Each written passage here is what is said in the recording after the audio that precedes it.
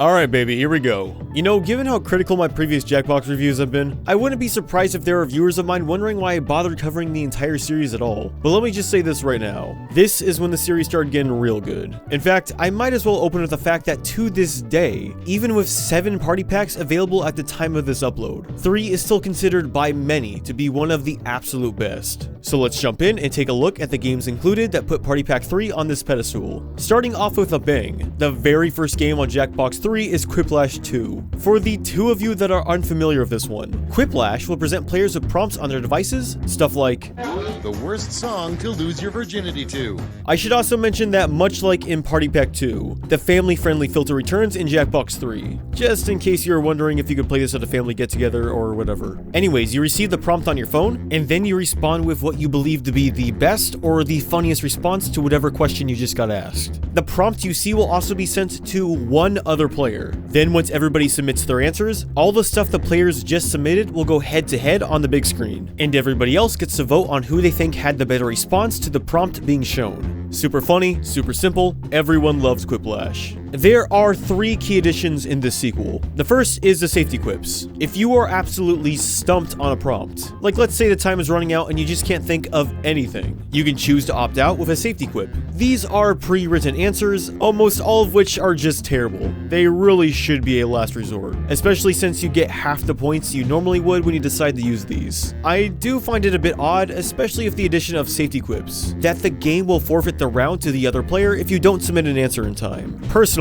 I think there should at least be the option to have the game submit a safety quip for you if you don't answer in time. Something is better than nothing after all. The second new addition is a custom prompts game. I totally slept on this mode, but after playing it with some of my viewers, it quickly became one of my favorite parts of Quiplash 2. So basically, when you boot up the custom prompts game, you can either load an episode you already made or make a new one. When you make a new one, everybody types in a 4-letter code to join as usual. Then once everybody is in, everyone enters in their own prompts. For example, I did the worst thing to show someone you just met, for one. After everyone is done entering the prompts, you go to the lobby and start a game as usual with all the prompts you just wrote, as long as everyone is willing to think of prompts that actually make sense and don't overshadow any potential answers themselves. It's a really solid addition. The final change is in regards to the last round. In the original Quiplash, it was a single prompt that would get asked to everyone. From there, you had 3 votes to allocate to whichever answers you liked the most. That basic structure has not changed here in the sequel, but now instead of a standard question, you will be presented with one of the following: Comic Lash, a comic strip with an empty bubble to fill in the blank; Acronym Lash, a 3-letter acronym you're tasked with translating; and Word Lash, where you're provided a word and have to work it into a sentence. In my opinion, this is the biggest falter of Quiplash 2. None of these 3 variants are terrible, they're just not as solid as your standard quip.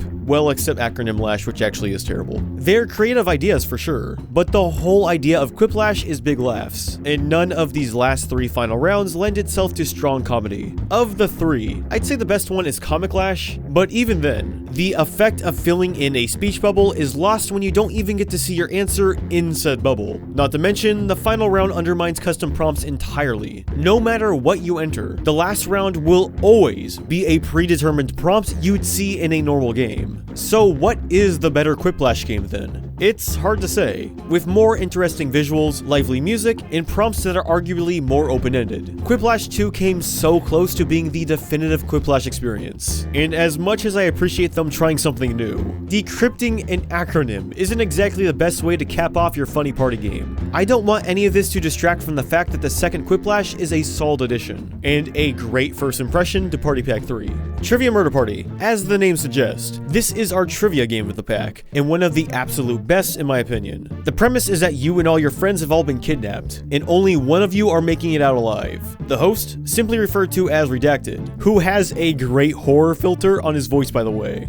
The rest of you, I have a surprise for you. He'll ask all the players a multiple choice question. If you get the question right, you're awarded some cash. If you get the question wrong, however, you and anyone else who also got it wrong gets sent to the killing floor. The killing floor is a random assortment of minigames. Some will ask you to memorize a pattern, others might have you submit something and then vote on who submitted the worst thing, and sometimes the game is just straight up luck. The killing floor is the only place players can die. The chance of potentially dying is essentially the consequence of getting a trivia question wrong. On the other hand, if you are a bomb at the minigames, you still might have a chance of outliving a player who got more trivia correct. If you do die on the killing floor, you turn into a ghost. As a ghost, you can still answer trivia questions, and there is indeed incentive to continue trying since you can still get money from the right answers. And the more money you have, the bigger a head start you'll get on the other players when you enter the final round. As for the final round, once there is only one living player remaining, everybody will be placed in a hallway. You're trying to get to the exit at the end of the hallway. The player who did not die will be positioned closest to said exit, and the remaining players will be placed dependent on how much money they had. During the final round, you will be barraged with several category questions where you have to decide on which answers belong or don't belong to the presented category. For example,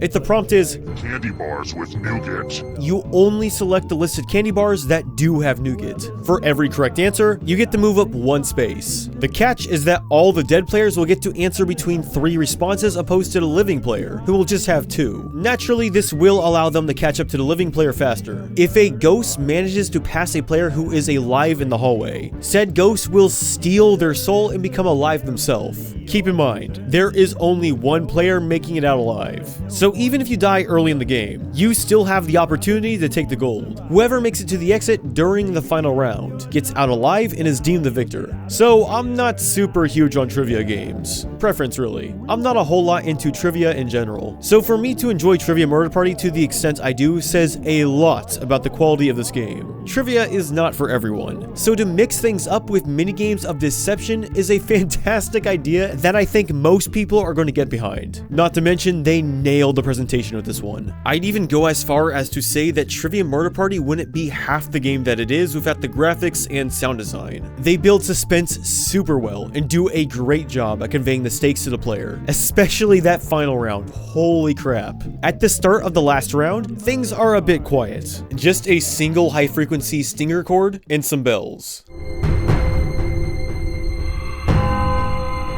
But the further you proceed down this hallway, the more instruments that get added until you're eventually hearing this. So good. The final round in Trivia Murder Party, and especially Trivia Murder Party 2 when we eventually get to that, are beyond the most suspenseful moments in all of the Jackbox party packs. My complaints of this one are pretty minor and few to count. All I can really think of is that, for one, the host sounds a bit muddled and can be a bit hard to understand at times. This is honestly just a Drawful 1 situation, I'd say, because the host sounds much more comfortable with the role by the time the second Trivia Murder Party came along. The other thing is that there's this game on the killing floor where you have to remember which tiles are red, and a few times now when I've played it, absolutely nothing appeared on the devices of everyone playing. Thankfully, as I said, these issues are few and far between. Trivia Murder Party is one of the absolute best trivia games, and I personally believe it wasn't outdone until the sequel came along in Party Pack 6. Everyone again, you all need to be taught a lesson. Guesspionage. This one is pretty strange. One that everyone seems to unanimously agree is quote-unquote alright. I think I like it a bit more than that, but here's how it works. One by one, a question will be prompted to a single player. Something such as, what percentage of people prefer DC Comics characters, Superman, Batman, etc., to Marvel characters? The chosen player enters in their best guess, and then the remaining players vote on whether they think the actual percentage is higher or lower than what the selected player just voted. The selected player will get points contingent on how close they were to the real percentage, and everyone else will get points if they correctly guess whether or not the true percentage was higher or lower. If you think someone is way off with their guess, you can submit much higher or much lower, and if the original vote was off by more than 15%, you'll get double points. However, if you vote much higher or lower and their guess was within 15%, you won't get any points for your guess. Once everyone has had at least one chance to submit their own percentage, you'll move on to the final round, where it will ask you a category question such as, What classic board game do people enjoy most? it will present the 9 most popular responses to that question. And among those, you have to pick on which 3 you think will be the highest voted. The higher percentage, the bigger points you get if you guessed it. The player with the highest score when all is said and done is the winner. First off, I want to give credit to the final round. In a lot of Jackbox games, I've noticed that the last round doesn't always complement the core game or just isn't that great, such as what we saw in Quiplash 2. The final round here, by comparison, is just as good as the main game, and still retains the same ideas as well. Again, kudos. I guess for a lot of people, they just think the general idea of the game is uninspired, and I suppose that's fair. It is a really basic game when you break it down. That being said, I do think the game deserves more credit than it receives. I've never met anyone who didn't like Guesspionage, so it at least has that going for it. In a weird way, I'd also say Guesspionage is one of the absolute best games to play with a group of people you're unfamiliar with. Everyone has different styles of humor, everyone is or is not okay with different things. While games like Quiplash might appeal to most everyone on a surface level, that doesn't always mean they'll be comfortable with your submissions. And as nerdy as it sounds, I think everyone likes statistics. Finding out random statistics like how many people avoid eating crust on bread is not only interesting, but they are good conversation starters that lend themselves well to the idea of playing a game with people you might not know very well. Both you and Adam never eat the end loaf. Okay, well, who eats the end loaf? Yeah, Why not? Better question. Jordan does. Like that, you save it for last because it's just shit. But then everyone's touched it by that point. Then just wash the bread or something. Oh yeah, just wash the bread. Yeah, just put it in the dishwasher really fast. What? No bread. Just take some soap and just wash the bread.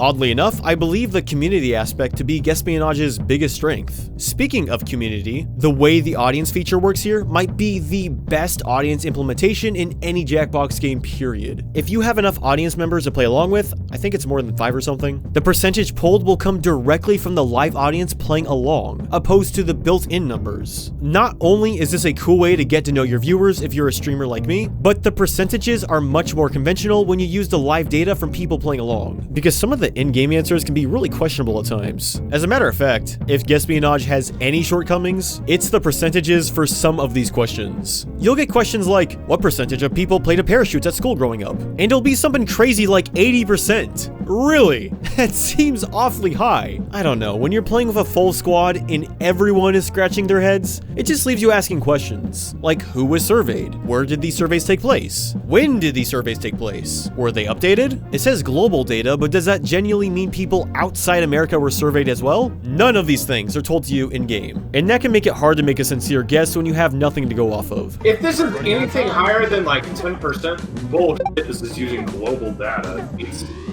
Yeah, this is 100% United States data. I'm sure those kids in Armenistan were playing under the parachute. At the very least, it should show you the question that was asked to collect a statistic. When I see a question like, What percentage of people consider their signatures to be very legible? the only thing I'm thinking is, alright, what were the respondents asked? Because people can be egotistical and skew their answer if it makes them feel more confident in themselves. So knowing the exact wording of the initial question, I'd argue is invaluable. Honestly, they could even just make it part of the background or something. You could put it in subtly. Just put it somewhere, so you have more to work off of. Taken as a whole, I personally think Guesspionage is one of the more underappreciated party pack games. While you're definitely not going to hear anyone say it's their favorite Jackbox game, it's a good time, and might even have the broadest appeal in any party pack inclusion. Fakin It, the really solid game nobody ever gets to play because of all the prerequisites that need to be taken into account. Deadass, this game is almost better known for being the game you only get to play when you assemble a group of people together in person. Jokes aside, Fakin It sees you and up to 5 of your friends. The 6-player cap makes it the only game in Jackbox 3 that doesn't support 8 players, by the way, all taking on the task of finding the faker. Your phone will give you certain tasks such as, raise your hand if there is a dead stuffed animal in your home. One of you will receive nothing on your device. This person is the faker, and they have to try to blend in with all the other players, hence the name Fakin It. The faker is chosen by random, and a player can be the faker 2 consecutive rounds. So just because your bud may have been the faker last round, doesn't mean you should disregard them this round, because it could always be the same person twice in a row. Also chosen by random is the player who gets to select a round category. Said player chosen gets to choose one of 4 different prompt tasks. The following tasks are Hands of Truth, questions that involve everyone raising or not raising their hand, You Got a Point, Questions that have you point at a certain player depending on the question. Point at the person with the hardest name to spell was a prompt that we got, for example. Number pressure, where you have to hold up a number between 1 and 10 using your hands. And then face value, where you have to make a face in response to what the game asked. Dumb stuff like, make a face you'd give when the waiter comes back with the wrong order. I don't even have footage of this category, it's so bad. I mean, even with the waiter example I just gave, unless you're an entitled asshole, you're not gonna make a damn face about getting the wrong order, which results in a category where most everyone just looks uninterested the entire time. There is one last prompt task, text you up, which is saved for the very last round. This one has everybody text in their honest responses to whatever question is asked on their screen. The faker, on the other hand, will receive a slightly different prompt, or at least usually slightly. There was one time where I was the faker, right, and the prompt was name a vegetable, and everybody else just got name a fruit. So literally anything I would have typed in would have been suspicious. So stuff like that's pretty unfair, but it's usually not that skewed. The idea, though,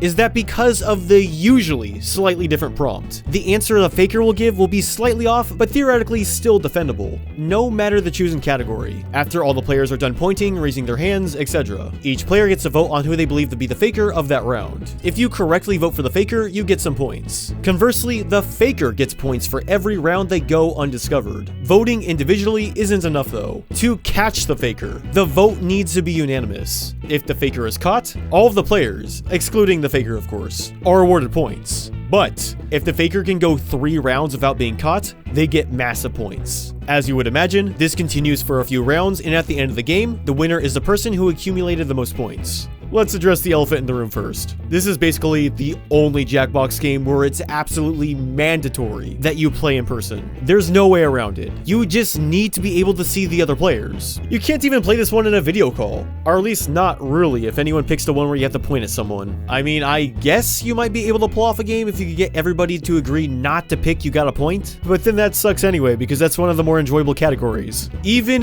if you get a group of people willing to play Jackbox in person. I've often found myself in situations where people don't want to play anyway because you still need to position yourselves in a way where you can make sure you have visibility of every player. The game suggests you do a U formation or 2 rows. While the U formation is the way to play, it's beyond me why they suggest the row thing. I mean, just look at this. Let's say you're this person right here. How are you going to see the dude right there when there's someone between you? It's a shame the restrictions this game has because, personally, I think Fakin It is a really good game, and I never get to play it. I mean, the sound design is great, the visuals are great, it's got this mid-century atomic art style thing going for it. I like it a lot, and it may or may not have even inspired the art style in the Jackbox thumbnails I did. The premise is great too. If games such as Among Us or Werewolves have proven anything, it's that a lot of people enjoy this format of having certain players be outliers and having to find said players. The cool thing about Fakin It though, I've never seen in any of these games, is having the faker switch between players multiple times during a single play session. While I love games like Push the Button and Jackbox 6, I acknowledge it's not for everyone because the stress can be for real, and some people just don't like games that are built around that sort of high volume pressure. Nevertheless, constantly swapping out the faker lowers the stakes significantly. It makes for a much better party game environment. At the very least, I've never seen anyone yell or anything while playing this, which is something I cannot say for the other games of this genre. Why are you trying to kill us? You know. Listen to what the fuck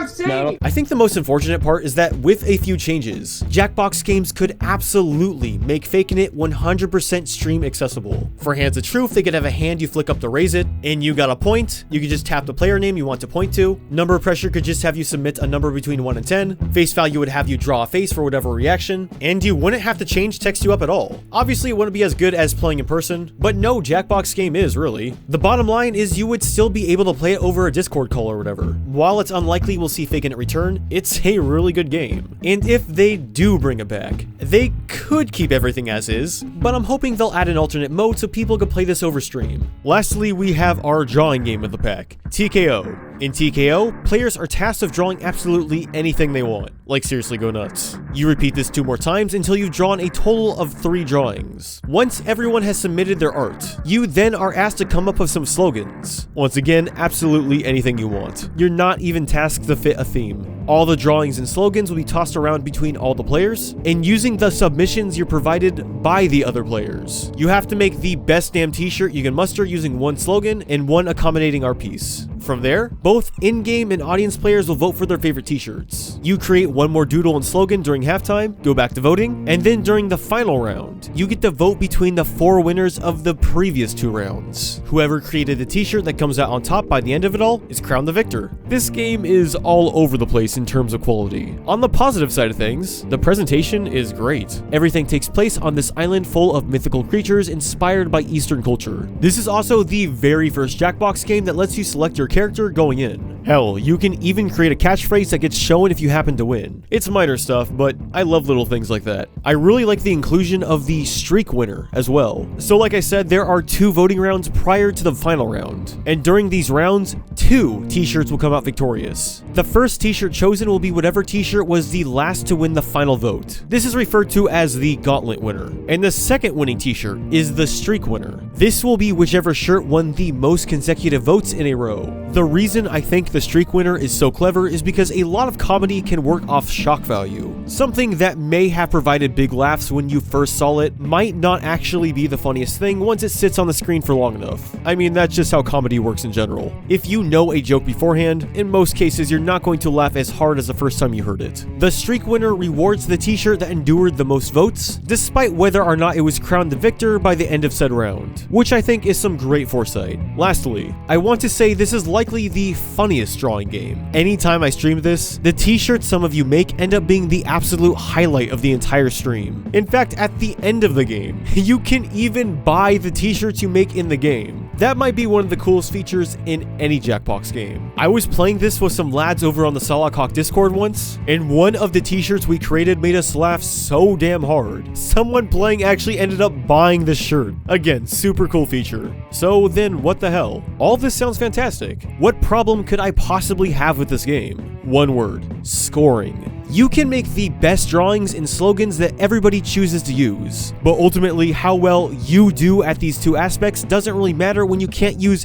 any of your own submissions. How good your t-shirt is going to be is almost entirely dependent on which drawings and slogan combinations get randomly sent to you. I say almost because you do have a few options to choose from, but that's not saying much when half the stuff you'll get probably won't be usable anyway. If anything, with the way the game currently works, there is actually incentive to submit bad drawings and slogans so that way your opponents have less to work with. But then that obviously takes all the fun out of the game. This setup almost ensures that the best player won't win, and that kinda sucks. TKO can be super funny, and I would like to see a sequel more so than most other Jackbox games. That being said, if they're going to make a second installment, here's what they need to do. Plain and simple, add a scoring system. The first time a drawing or slogan initially gets picked, give that player some big points. Next, anytime a t-shirt wins a vote that includes either a slogan or doodle that you did, provide some more points. Then of course give the player who fashioned the t-shirt together some points as well. That way you'd be getting points for submitting solid art, points for entering some funny slogans, and points for being the person to put the 2 together. If you did all that, the person who makes the best art or the best slogans could still potentially win, even if the stuff they're receiving from other players isn't all too good. People seem to love or hate TKO. A fan favorite for some, and regarded as the worst drawing game for others. Myself,